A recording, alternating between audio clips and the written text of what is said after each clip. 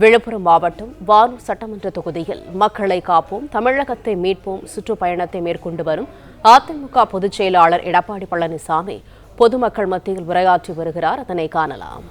பல பேருக்கு தெரியாது. இந்தியாவிலேயே எந்த ஒரு முதலமைச்சரும் இந்திய அரசியல் அமைப்பு சட்டம் 162 பயன்படுத்தினதே கிடையாது. இதுவரைக்கும் பயன்படுத்திய ஒரே ஆள் நான் தான்.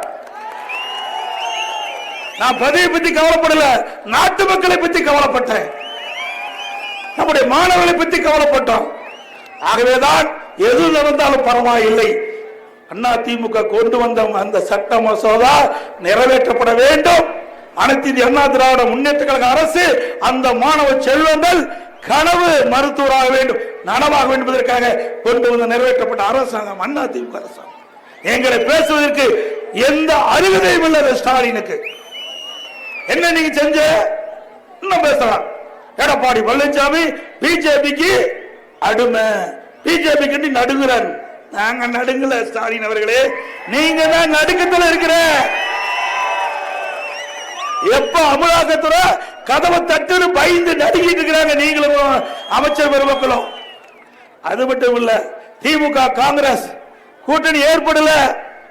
அப்பொழுது காங்கிரஸ் மத்தியில் ஆட்சி, கீழே கூட்டணி பேசிட்டு இருக்கிறாங்க. மாடியில திரு ஸ்டாலினுடைய தாயார்கிட்ட சிபிஐ விசாரிச்சுக்கிட்டு இருக்குது. மேல சிபிஐ முடிஞ்சு போச்சு ஒப்பந்தம். எங்களை பத்தி நீ பேசலாமா? எவ்வளவு பயத்தை வச்சுக்கிட்டு எங்ககிட்ட பேசுறீங்க?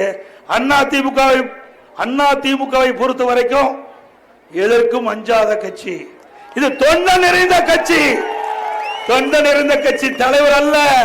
உன்னை போல் நான் தான் தலைவர், எனக்கு பின்னால என் மகன், எனக்கு பின்னால பேரன் சொல்லிக் கொள்கிற கட்சி அதிமுக கட்சி அல்ல.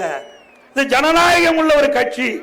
உழைக்கின்றவர்கள், கட்சிக்கு விசுவாசமா இருக்கின்றவர்கள், மக்கள் மீது நன்மைப்பு பெற்றவர்கள் யார் வேணாலும் இந்த இடத்துக்கு வர முடியும். அப்படி ஒரு மிகப்பெரிய இயக்கத்தை பொன்மனச்சம்பல் புரட்சி தலைவர் எம்ஜிஆர், இதே புரட்சி தலைவி அம்மா நம்மிடத்திலே ஒப்படைத்து விட்டு சென்ற காலத்தில் ஸ்டாலின் அவர்களே, எங்க கட்சியை உடைக்கிறதுக்கு என்னென்னலாம் திட்டம் போட்டேன், கொஞ்சம் லஞ்சமா திட்டம் போட்டேன், அத்தனையும் உடைத்தெறிந்தோம், தகர்த்தெறிந்தோம். அதிமுக காப்பாத்துன்னு சொல்றாரு யாரு? ஸ்டாலின். உங்க கட்சி காப்பாத்தப்பா, உங்க கட்சி காப்பாத்து. எத்தனை பேரு எங்க இருப்பாங்கன்னே தெரியல. தேர்தல் நேரத்தில் பத்திரமா இருப்பாங்க. நீங்க புரிஞ்சுங்க எந்த இடத்துல இருப்பாங்க.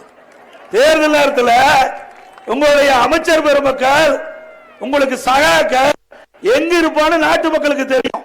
பத்திரமா அங்க இருப்பாங்க. இந்த தேர்தல கவலையே பட வேண்டாங்க.